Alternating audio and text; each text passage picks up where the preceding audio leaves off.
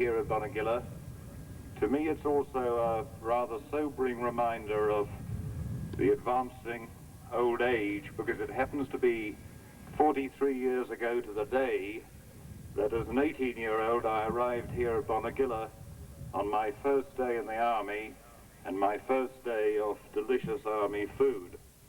That day we heard the news of the attack by the Japanese on Pearl Harbor, and it now seems a very long time ago.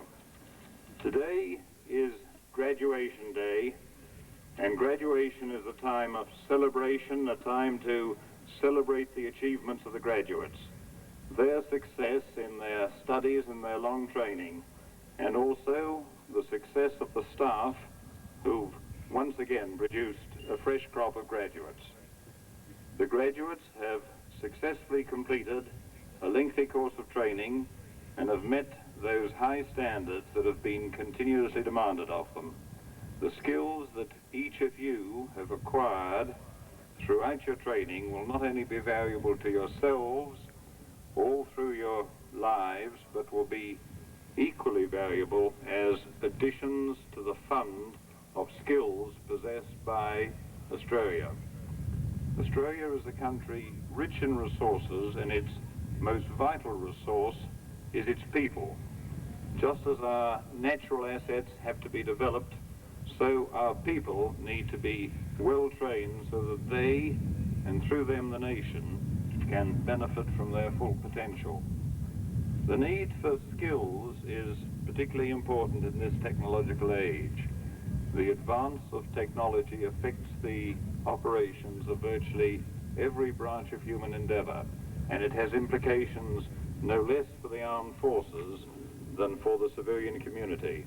In the interests of the national economy, there are pressing reasons why our industries have got to stay abreast of the latest techniques and skills.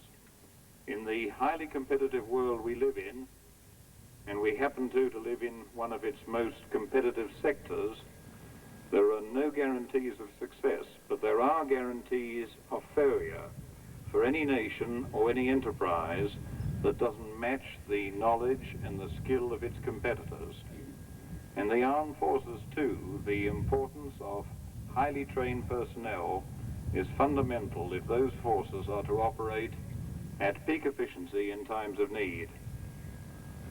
Technological progress has taken us very swiftly from the days of horses to the days of tank tracks and armored personnel carriers, with all which they imply in the demand for skilled tradesmen. And in the very near future, still newer technology will make newer demands again. The message from all this for today's graduates, particularly those in the more technically oriented trades, is that you must be prepared constantly to build on the knowledge that you've already acquired if you're going to meet the challenges of the future. Learning has to be a continuous process. Now more than ever, an inquiring mind and the ability and the willingness to keep learning are essential attributes of the skilled tradesman of the future. The achievement of this group of candidates for graduation does credit to the staff of the Army Apprentices School. Apprentices here learn more than just skill as tradesmen. Being an Army establishment, there's training as well in military skills, in qualities of leadership, and above all in living together in a disciplined community. During its history, this school has produced well over 5,000 tradesmen, of whom more than 300 have gained commissioned rank. The staff can feel justly proud, both of the school's record and of this year's crop of graduates. Today is a proud day as well for the families and friends of the graduating apprentices. It's your support and encouragement throughout the long training years that are very important and highly valued. Once again, I congratulate the graduating class and wish you all the very best in your future careers in the Army.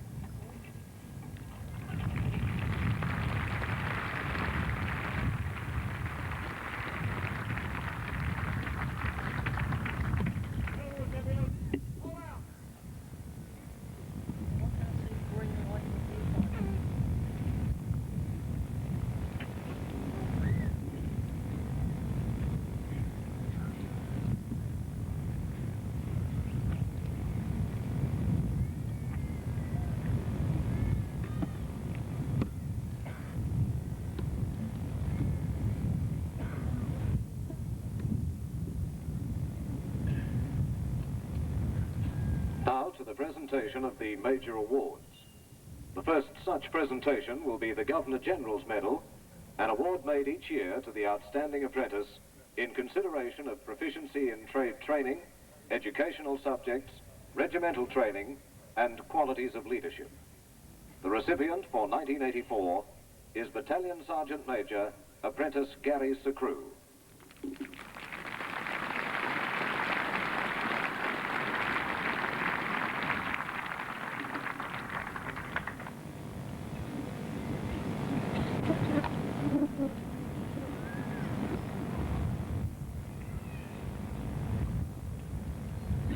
The next presentation is the Last Memorial Trophy. This trophy is for the top apprentice corporal in respect of trade training, military training, and sporting achievement.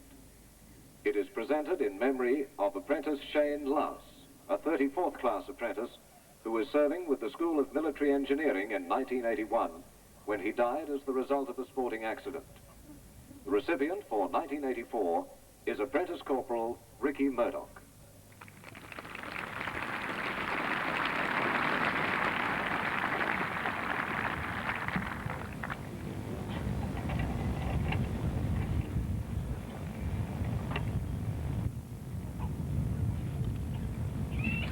Now to the Apprentice BSM's cane. The cane is handed on each year from the graduating BSM to the new BSM.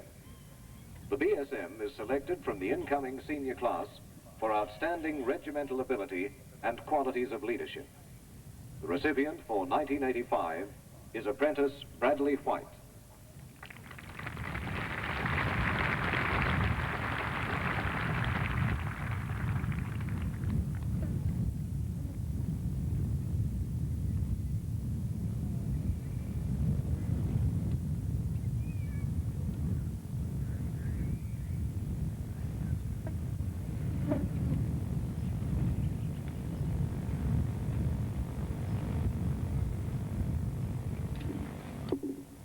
Next is the Andrew Jennings Star Award, a presentation on behalf of the parents of the late craftsman A.J. Starr.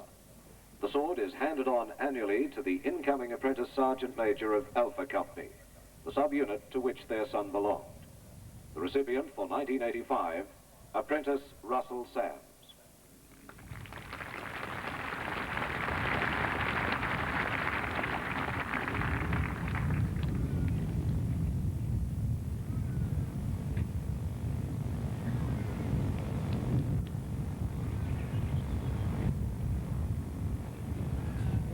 The next presentation is the Paul James Cullen Sword, an award on behalf of the parents of the late apprentice P.J. Cullen. Apprentice Cullen was a 30th class apprentice serving with the School of Military Engineering in Sydney when he was killed in a traffic accident. The sword is handed on annually to the incoming Apprentice Sergeant Major of Bravo Company, the subunit to which Apprentice Cullen belonged. The recipient for 1985, Apprentice Mark Fullick.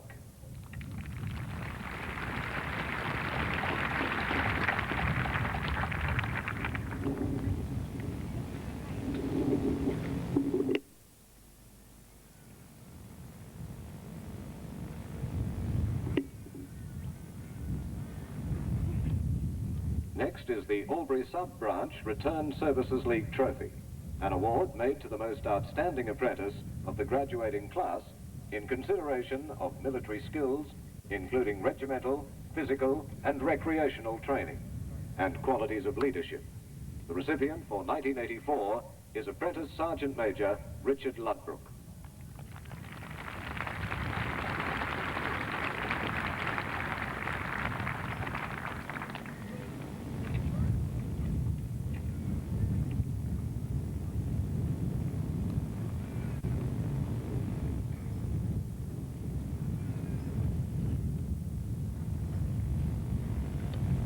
The Albury-Wodonga Legacy Trophy. This trophy is presented to the sportsman who has displayed outstanding ability, leadership, and dedication in sport during the year. The recipient for 1984 is Apprentice Corporal Peter Flannery.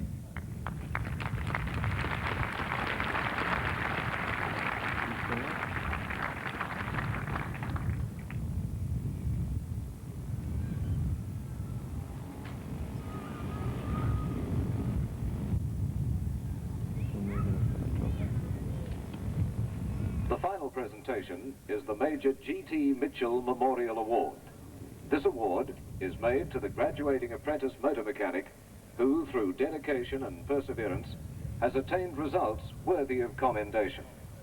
It is presented in memory of Major Greg Mitchell, who was serving as the Latchford Barracks project officer when he was killed in a traffic accident early last year.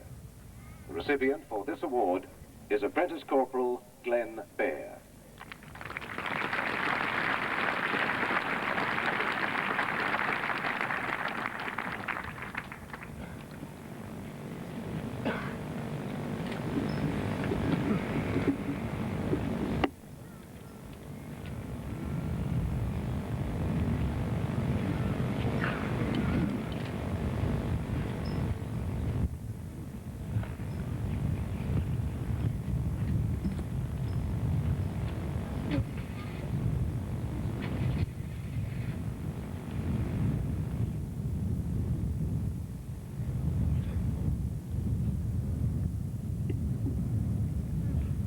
The graduates are now about to march off. By tradition at the Army Apprentices School, they march off in slow time through the ranks of the remaining apprentices, who will present arms as the graduates leave the parade ground for the last time. We ask you to stand as the banner is marched off the parade ground.